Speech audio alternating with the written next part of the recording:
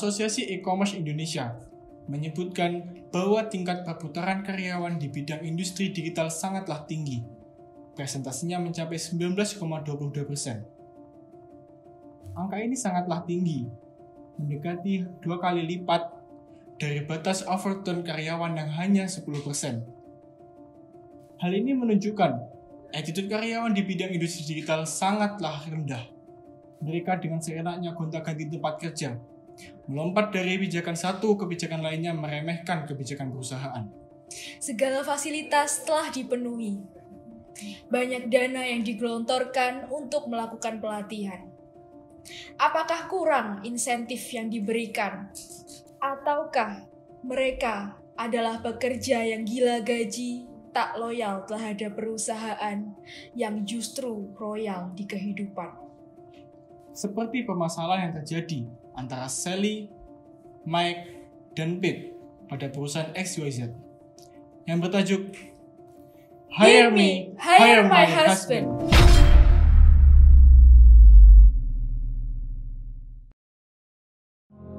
Pete Keating, Direktur Divisi SDM perusahaan XYZ, mencari teknisi yang dapat menambah kekuatan teknis dalam divisi komputernya. Ia lalu menemukan Sally, fresh graduate berbakat yang memiliki semangat kerja yang tinggi. Namun, Sally hanya mau bekerja dengan suaminya, Mike, seorang jurusan pemasaran namun kurang berbakat.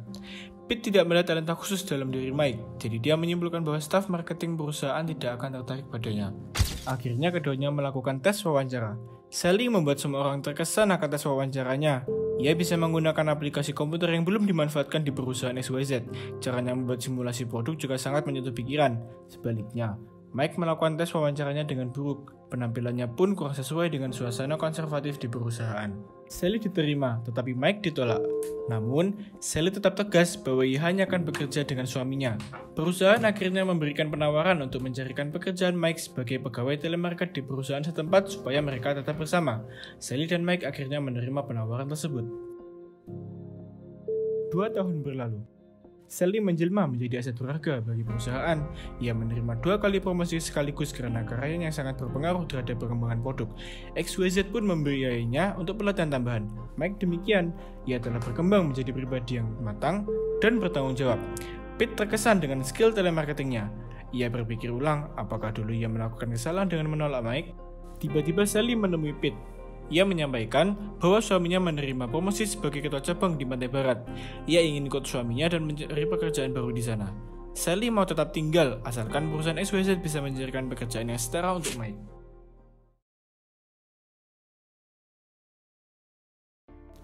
Dengan mempertimbangkan resiko kehilangan Sally, dampak kehadiran Mike, dan potensi kedatangan mereka berdua di perusahaan XYZ, maka sebaiknya perusahaan mempertimbangkan untuk mencarikan pekerjaan Mike demi mempertahankan Sally.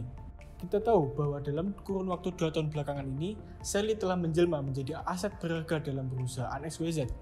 Apabila Sally keluar dari perusahaan, maka pengembangan produk dari perusahaan dapat dipastikan akan menurun. Dana yang digunakan perusahaan untuk membiayai pelatihan-pelatihan Sally juga akan terbuang sia-sia. Untuk mencari karyawan berbakat dan memiliki semangat kerja yang tinggi seperti Sally, tentunya bukan suatu hal yang mudah. Meskipun kita tahu, dengan hadirnya Mike dalam perusahaan XYZ dapat mengganggu suasana konservatif dalam perusahaan karena penampilan Mike. Dan juga dengan masuknya Mike ke bagian telemarketing, tentunya akan menghambat kinerja dari staf telemarketing, karena akan terjadi sebuah restrukturisasi. Tetapi, penampilan Mike yang sekarang bukanlah Mike yang dulu lagi. Mike yang sekarang telah berubah menjadi pribadi yang matang dan bertanggung jawab. Dan tentunya dengan skill yang dimiliki oleh Mike sekarang, maka Mike dapat menyelesaikan masalah restrukturisasi dengan sangat mudah. Dengan bertahannya Sally di perusahaan dan datangnya Mike di perusahaan itu juga, maka sektor telemarketing yang sebelumnya belum ada pada perusahaan akan berkembang lebih pesat karena datangnya staf ahli yaitu Mike itu sendiri. Dan dengan perencanaan produk yang matang dari Sally dan staf marketing yang mumpuni dan ahli seperti Mike, maka itu akan menjadi suatu kekuatan besar bagi perusahaan XYZ ke depannya.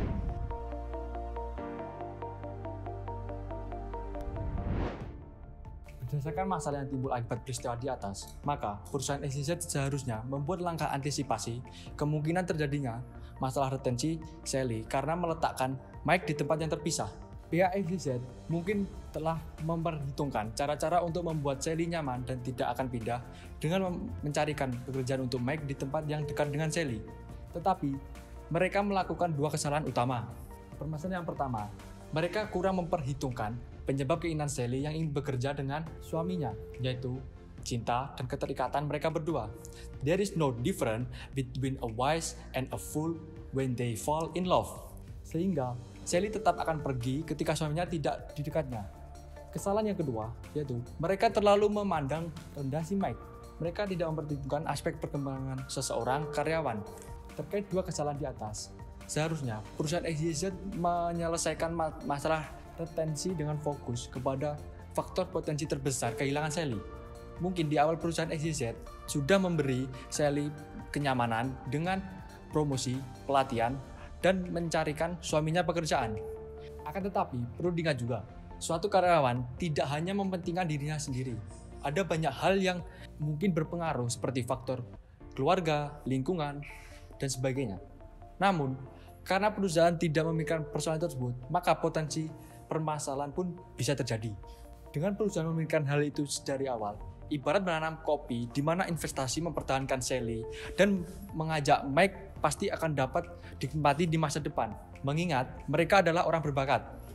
Maka, masalah retensi yang terjadi seperti pada Sally tidak akan terulang kembali. Perusahaan memang harus meminimalisir masalah retensi yang terjadi pada Sally, dikarenakan dia merupakan karyawan yang sudah menjadi andalan di kantornya.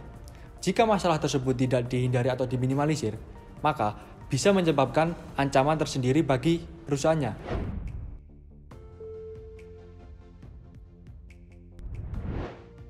Menurut kami, dalam kasus tersebut seharusnya perusahaan lebih berhati-hati dalam mempekerjakan karyawan dari keluarga berkarir ganda. Dalam hal ini, dengan lebih selektif dalam memilih karyawan, sebuah perusahaan akan lebih mudah untuk berkembang menjadi perusahaan yang lebih maju.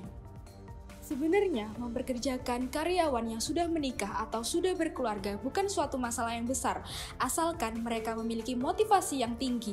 Kecakapan mereka pun biasanya lebih matang dan memiliki banyak pengalaman dibanding dengan para pekerja yang baru. Mereka juga cenderung memiliki motivasi yang tinggi untuk menghidupi keluarganya. Namun, pada era seperti saat ini, perusahaan membutuhkan ide-ide cemerlang dari para milenial bangsa yang siap menghadapi perubahan-perubahan dengan tren-tren masa kini untuk menghadapi revolusi industri. Demi memiliki masa depan perusahaan yang baik, maka sebuah perusahaan harus bisa mengatasi segala macam resiko yang datang di kemudian hari.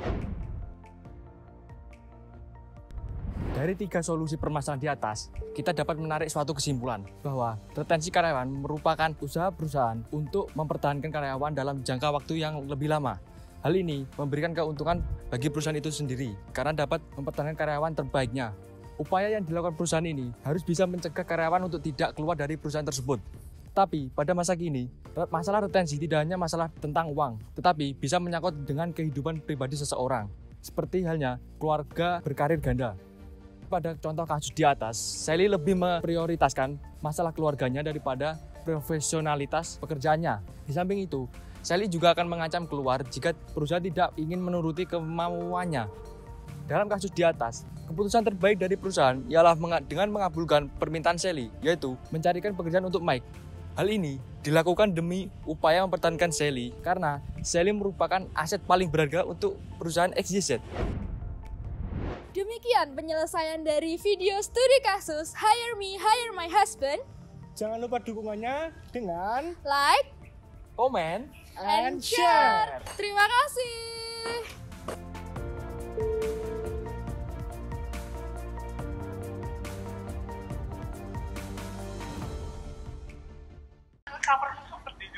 Bukan. Oh gitu. Bukan. Itu extra story. Beda, ini yang ikut ini dong, Yang ikut. lombanya FO dong. Beda dong.